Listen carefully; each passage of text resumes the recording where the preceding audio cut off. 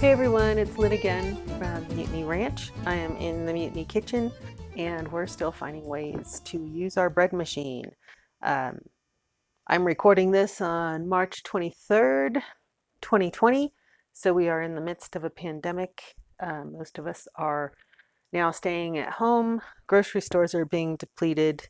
I'm sure they're going to be restocked soon, but I don't think there's a food shortage right now, but this is kind of a nice little test run to see how prepared some of us are for these kinds of situations. Hopefully they don't happen again. But anyway, let's get to it. Gonna make pasta and I'm gonna show you a special option with this one. So got my old bread machine out and just gonna open it up here. My inserts in here. So if you feel more comfortable, you could pull your insert out rather than add the ingredients directly to the bowl. So I'm going to start off with my 1 cup of flour. That's just going to go right into the bottom, and then half a teaspoon of salt. And then I'm using a tablespoon of olive oil. And then here's where your options are. I'm going to give you 2 options. One would be an egg. This is from one of my Americana chickens.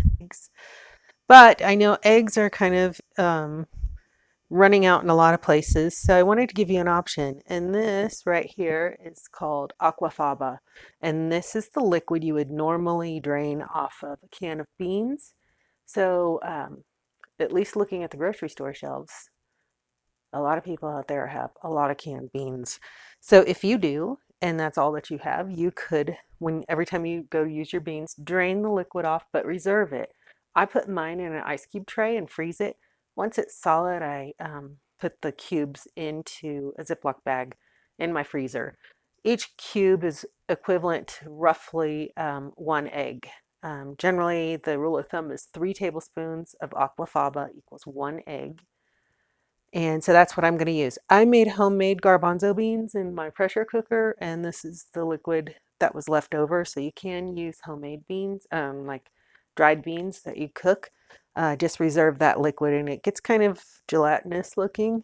And that's what we're going to use in today's recipe. So I'm using 3 tablespoons, or the equivalent of 1 egg. If you have a bunch of eggs and you want to use them up, feel free to substitute your egg. But this also makes this a vegan recipe. So we're going to close the lid. We're going to select our dough setting. So on mine, it's number 9. And we're going to hit start. And that's going to mix up our ingredients. And it may take a few minutes.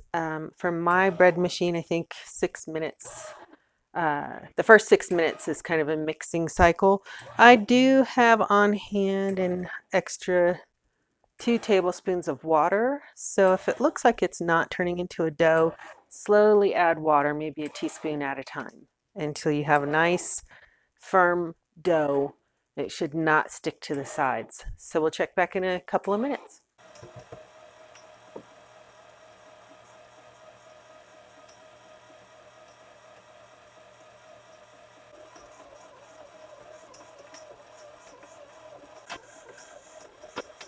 So I let mine cycle, my dough setting cycle through for about 10 minutes total. And it does a series of mixing and resting and kneading.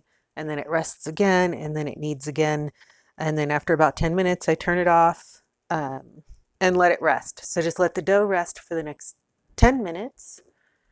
And then we can start to shape it. So here's our dough ball straight out of our machine after a 10-minute rest. I don't know if the light's picking it up, but it's got a little bit of a sheen to it.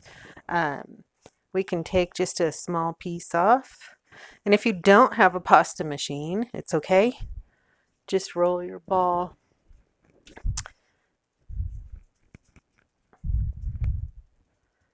and use a rolling pin of any sort and get that nice and flat. Thin is good.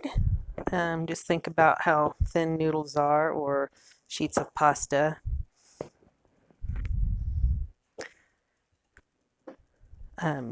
Sometimes the thicker the pasta, the more doughy it seems.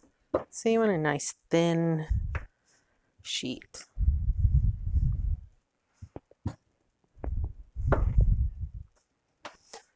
A little bit of dusting flour keeps it from sticking. So once you have it rolled out to the thickness that you like, and this could take a while to get used to how thin or thick you like it, you just want to cut it into your strips and just use what you have. You could use a pastry scraper or dough knife, pizza cutter. Just cut your strips. Super easy. Or a knife. So just whatever you have is what you'll do. And then you can cook this right away. So just like a fresh pasta, you could cook it in boiling, set it in boiling salted water right away. Or if you're making a lot, you could dry it. And I happen to have picked up this drying rack at the thrift store, as you can see. So big on thrifting around here.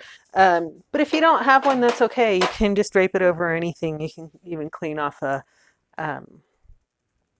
clothes hanger and put your pasta right there and then just leave it out in the air to dry. So a couple of ways that you can do that.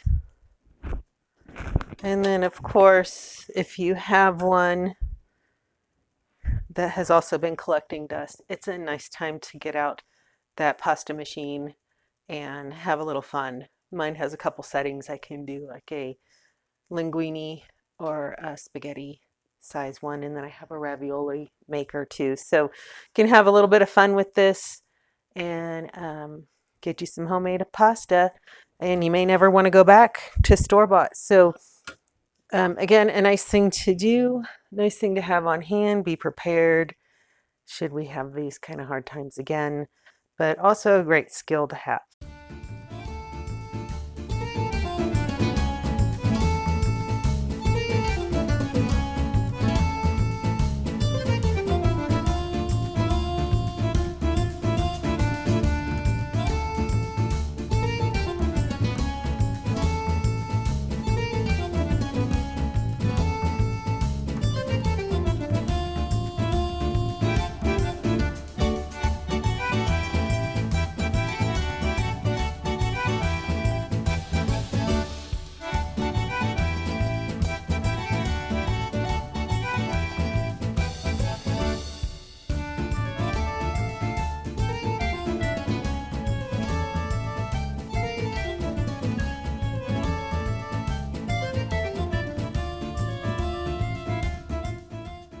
Thank you so much for watching, you guys. I hope you enjoyed this one.